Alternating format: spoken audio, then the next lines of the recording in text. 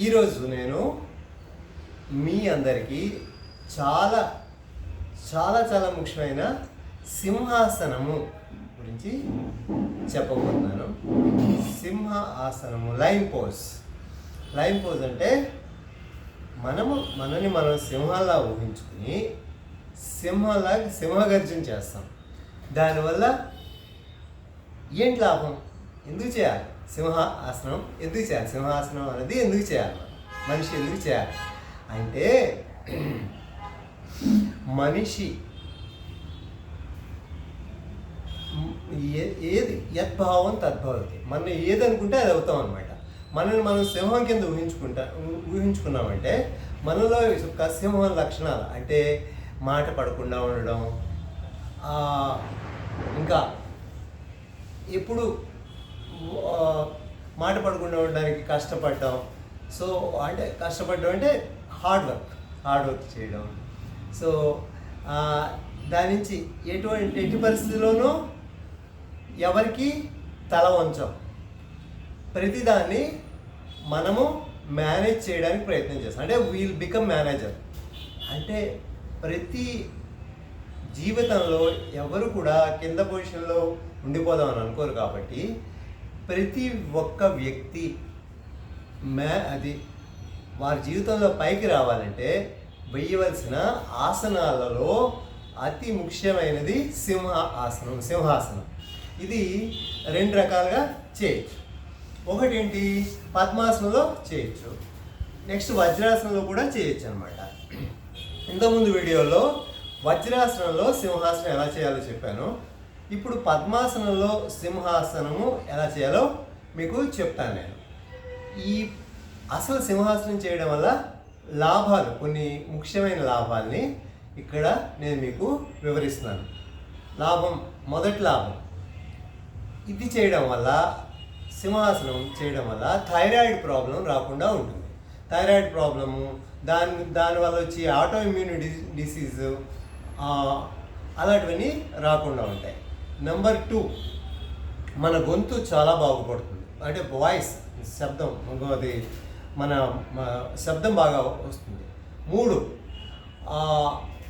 మన ఈ bad breath అంటే నోట్లోంచి కొందరికి వాసన వస్తూ ఉంటుంది చూడండి, అలాంటి వాసన రాకుండా ఉంటుంది.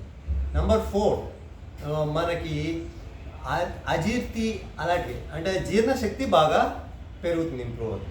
నెక్స్ట్ స్పిరిచువల్గా అంటే మనకి కుండలిని శక్తి వికాసానికి కూడా సింహాసనము మనకి ఉపయోగపడుతుంది. ఇంకా మనకి సింహాసనం చేయడం వల్ల ఎమోషనల్ స్ట్రెస్ అనేది తగ్గుతుంది. స్ట్రెస్ రిలీవింగ్కి చాలా బాగా పనికొస్తుంది. ప్రతిరోజు తప్పకుండా సింహాసనాన్ని ప్రాక్టీస్ చేస్తే చాలా లాభాలు ఉన్నాయి. చూడండి ఎలా చేయాలి. ఇదిగోండి, ఈ చేతులు ఉన్నాయి కదా, చేతులను ఇలా పద్మాసనం కానీ సుఖాసనం కానీ ఎందులోనే కూర్చుంటాం. కూర్చుని చేతులను ఇలా మోకాళ్ళ మీద పెట్టి నాలుగు బయటికి తెచ్చి సింహంలా మనం ఊహించుకుని నాలుగు బయటికి పెట్టి కళ్ళు ముందుకు చూస్తూ అలా సింహ గర్జన చేయాలి. ఇంకోసారి చెప్తాను చూడండి. ఊపిరి పీల్చుకున్నాను, పొట్ట బయటకు వచ్చేలాగా ఊపిరి పీల్చుకోవాలి. పీల్చుకుని రెండు చేతులు మోకాళ్ళ మీద పెట్టాను. మోకాళ్ళ మీద ప్రెస్ చేస్తూ నేను సింహం కింద ఊహించుకుని కళ్ళు బయటకి కనిపించేలా పెద్దవి చేసి చూస్తూ నాలుక బయటకు పెట్టి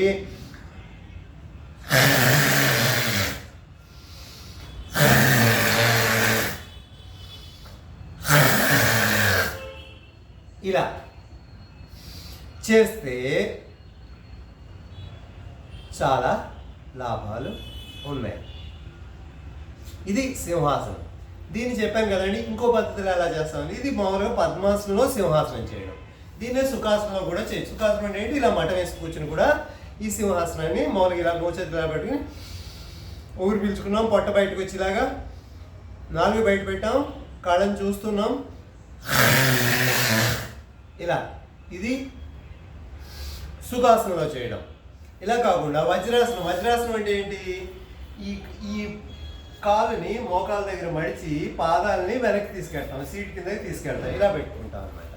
అలాగే రెండో పాదాన్ని కూడా మోకాళ్ళ దగ్గర మడిచి సీట్ కింద పెట్టుకుని ఇప్పుడు 2 మోకాళ్ళ మధ్య ఒక జానెడు దూరం ఉండేలా చూసుకుని, బెత్తడి దూరం ఉండేలా చూసుకుని మోకాళ్ళ మీద చేతులు పెట్టి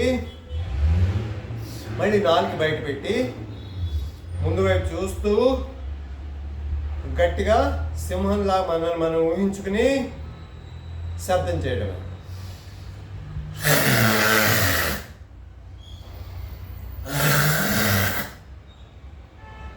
ముఖ్యంగా విద్యార్థులు, కొత్తగా ఉద్యోగంలో జాయిన్ అయిన వాళ్ళు, జీవితంలో పైకి వద్దాం అనుకునే వాళ్ళు ఎవరైనా సరే సింహాసనము ప్రతిరోజు తప్పకుండా సాధన చేస్తే